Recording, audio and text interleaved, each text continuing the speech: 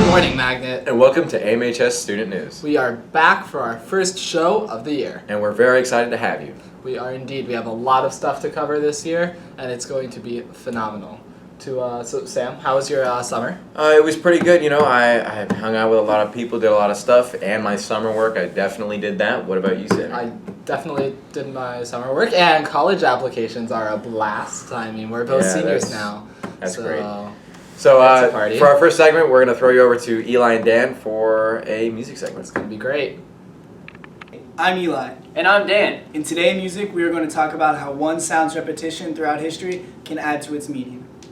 Today we're talking about Claudio Monteverde's Lamento de la Ninfa, which was a lament expressing emotions of sadness and despair and grief. The main bass line of this piece simply descended the minor scale, and the song was instantly a classic.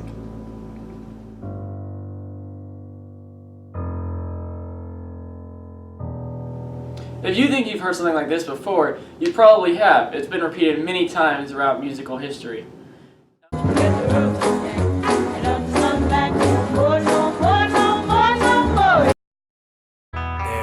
is a house in New Orleans.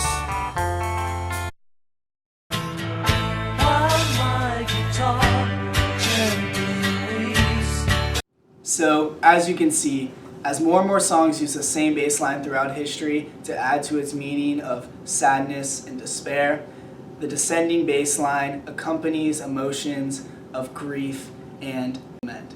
That is why whenever you hear one, you associate the song with sadness. Thank you for watching. I'm Dan. I'm Eli, and this is music. Thanks, Eli and Dan.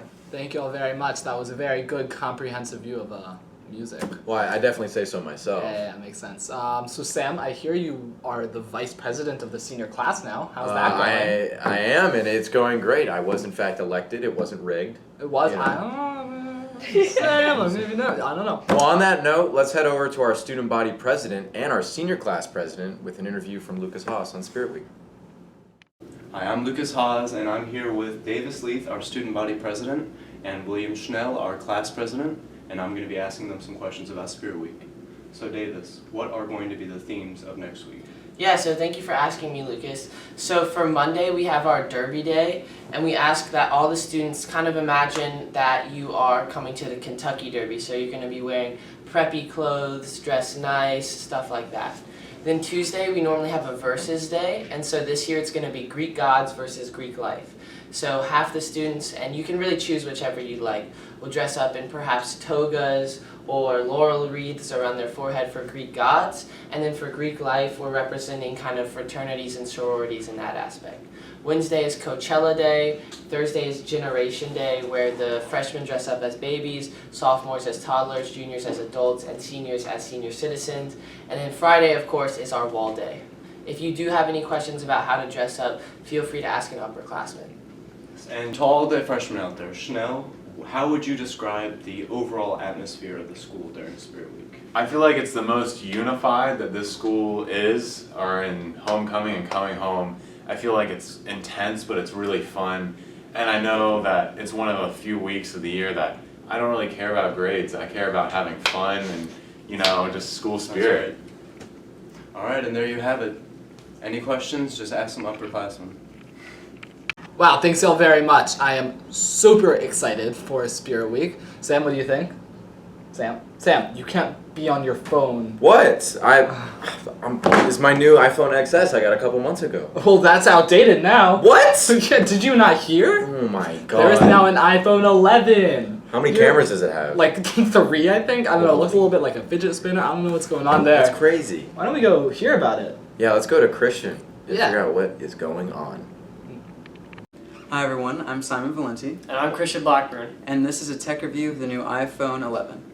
So I personally got the new iPhone 11 this weekend. I upgraded from my iPhone 6, which was failing, it would crash all the time, the battery's getting slow, and it would lose charge quickly. However, the new iPhone 11 has a great battery life. It can last 1 to 2 days of heavy use without charging. The cameras are great, and the Face ID and the responsiveness of the screen is very fast. So I'm going to give a few contradicting points about the iPhone 11. Granted, this is a good phone, but just some of the things about it have been around for a good bit of time. So a couple things with the camera. Apple's advertising that the iPhone 11 has the wide view lens, and the dual camera or even triple camera on some of the, I think the iPhone 11 Plus has the wide view lens capability. And this has been already around though in some obscure Android phones, but most commonly the Google Pixel 3 had this, which came out in late 2018. So it's already been around for a while, as well as the night mode. Now night mode is a really, really cool thing because it enhances, if you're taking a picture at night, it enhances the red and blue colors. However, this has already been around again in the Pixel 2, Pixel 3, and the Galaxy S10, which came out in 2016.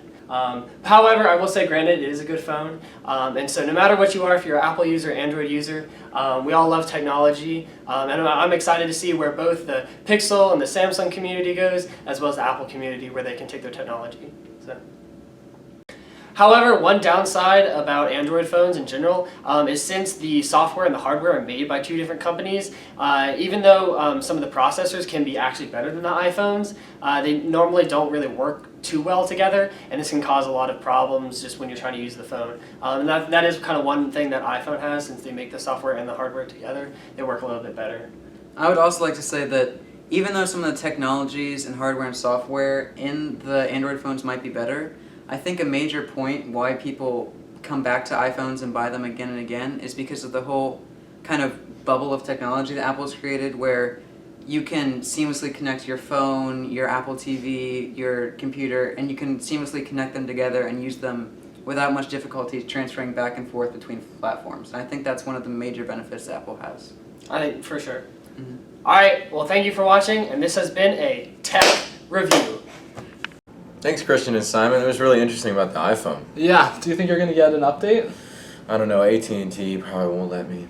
Yeah, I don't know. I have the 10 right now, so I feel like just jumping to the 11, I need to wait longer, you know? There needs to be a bigger gap. So, well, moving on to something else, we have interesting movie coming soon. Cool movie coming out from Disney. It's being filmed up in Clemson. It's about a Clemson football player around time 2006 with Brendan and Jake. So let's head over there and figure out what that's about. Let's do it. How's it going, y'all? Welcome back to another segment of Movie Review. So last weekend, a part of the Disney movie Safety was filmed during the football game between Clemson and Charlotte. And at halftime, they had a group of actors dress up as football players, and they ran onto the field and started filming shots for the movie. So they also gave students the opportunity to dress up and participate as extras in the movie. So the movie itself focuses on the college career of Ray McElligott, who played football for Clemson in 2006. So after his mother entered rehab for drug addiction, Ray was forced to raise his younger brother with the help of the Clemson community. So look forward to seeing Safety in theaters soon. Alright, I am super excited to see that movie. It seems very interesting. It's a heartwarming story. Yeah, and I also I love hearing about things from South Carolina, so that should always it feels good when something comes from in the state, you know. Right, yeah, for sure. So we have some new members of Student News that are joining the team this year. They are Mills and Mary, two juniors here at Magnet, and they are doing a segment about politics. And so let's go over to them. See what it's all about. Let's do it. Alright. Welcome to Politics with Mills and Mary. Well, Mary, have you been paying any attention recently to the allegations against President Trump? I have, Mills. It's kind of been all over the news recently. It really has, and it's quite surprising to see that, to have read that phone transcript and see that President Trump was asking the Ukrainian president to pursue an investigation against the Biden family. I know. That's some very unsettling information for, I suppose, the whole American population. And it's definitely going to cause some political turmoil in the near future with the whole Democratic investigation into impeachment. For sure, and I feel like this is just it could cause even more divisiveness in the country. And there's still a lot up in the air about what the next steps are going to be in this process and this investigation. But I feel as if it becomes proven that President Trump withheld millions of dollars of Ukrainian foreign aid, that could prove to be very detrimental to his campaign. Yeah, no, that would definitely increase allegations against him. Because I mean, there's Republicans that don't think the phone call itself is enough of a reason to go through with impeachment. But I think with the money being withheld, that gives it a whole other level. I agree. And hopefully the American people, and especially Congress, can put aside their political values and their party's values to do what they think is best and what is in the best interest of America. Absolutely, I agree.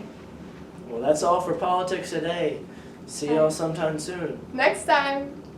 Thanks, y'all. Yeah. So this is gonna conclude our first episode, I guess. I think we've been doing a pretty good job. I think it went pretty well. Oh, let's not forget our fun fact. Oh my gosh, I almost forgot, Sammy. It's like my favorite part. Okay, guys, get ready. I've been waiting like all summer. We've been to putting a give lot you of this. thought Like, into this one. This is a good one. This is a good one.